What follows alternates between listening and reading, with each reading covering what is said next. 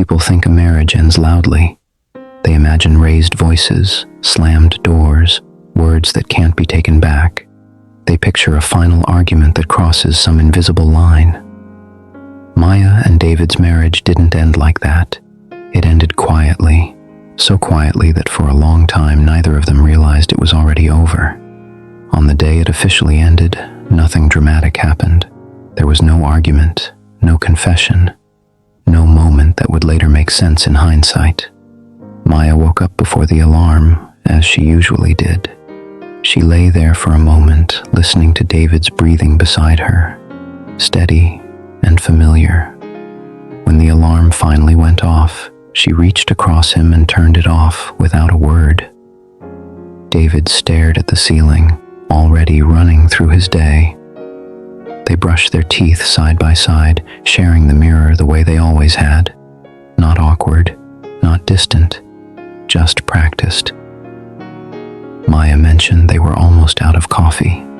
David said he'd pick some up after work. They kissed before leaving. A quick kiss, automatic, careful. As the door closed behind him, neither of them knew this would be the beginning of the end. Or maybe it was already the end. From the outside, Maya and David were the couple people admired. They were calm, reliable, put together. Friends called them solid. Family said they were lucky. People half joked that they were too mature to fight. When someone complained about their own relationship, Maya and David listened politely, exchanging knowing glances. Not smug ones, grateful ones. They truly believed they were doing something right. They never yelled, never insulted each other, never let disagreements spiral. They thought that meant they were strong. The first silence was small enough to miss. It happened early in their marriage, over something that didn't seem important. David was telling Maya about a project at work, something he was proud of, something he cared about. He talked with his hands, leaning forward slightly, energized by it. Maya listened, smiling, until her phone buzzed on the table. She glanced down, just for a second. David noticed. He paused, only briefly, but long enough to feel it. Something crossed his face. Hurt, maybe, or disappointment. He didn't say anything. Maya noticed that too. She considered apologizing, explaining she hadn't meant anything by it. Instead, she flipped her phone face down and said, "Sorry." "Go on." David kept talking, but something had already been set aside, unspoken. They didn't know it then, but that was the moment they learned silence was easier than honesty. Both of them came into the marriage carrying lessons from somewhere else. David grew up in a house where arguments were unpredictable and explosive. He learned early that conflict didn't lead to resolution. It led to damage. Staying quiet felt safer. Maya grew up watching people say the wrong thing at the wrong time and lose everything. She learned that words could permanently fracture relationships, so when they found each other, their shared avoidance of conflict felt like compatibility. They didn't fight because they didn't want to hurt each other. They didn't confront because they didn't want to risk what they had. They told themselves they were choosing peace. They didn't realize they were choosing avoidance. Over time, silence became a habit. When Maya felt overlooked, she told herself she was being dramatic.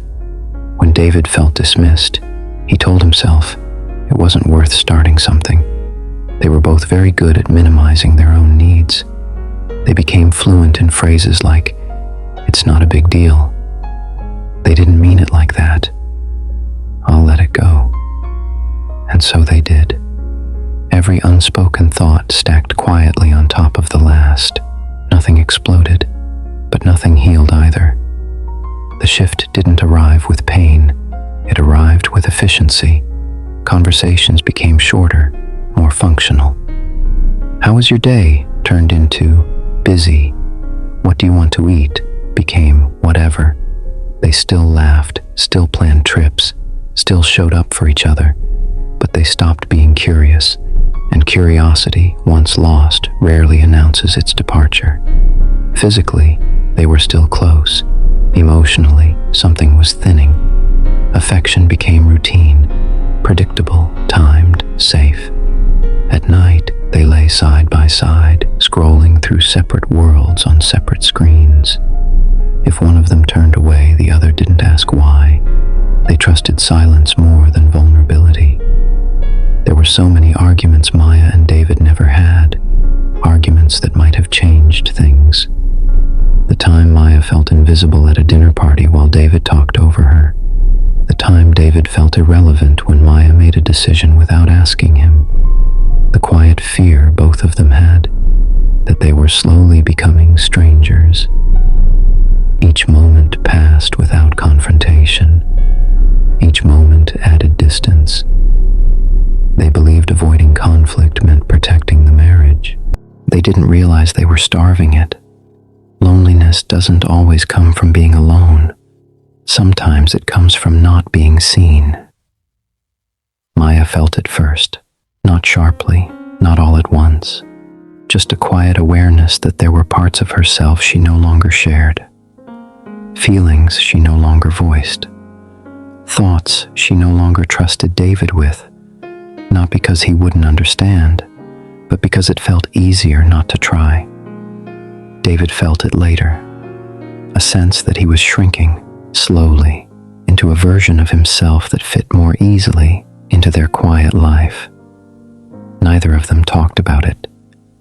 They were very good at not talking.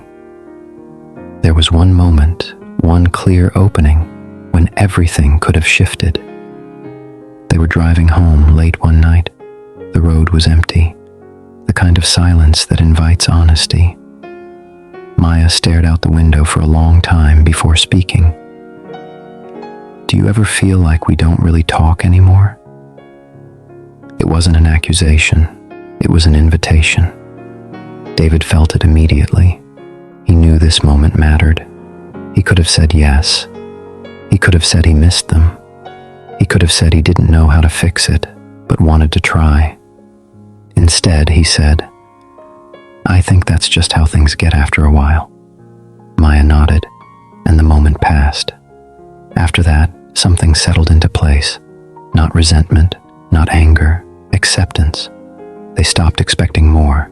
They were kind, respectful, cooperative. They functioned beautifully, too beautifully. Love without friction doesn't deepen, it fades.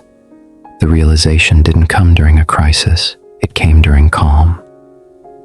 They were sitting in the living room one evening, each absorbed in their own thoughts, when the same realization surfaced in both of them.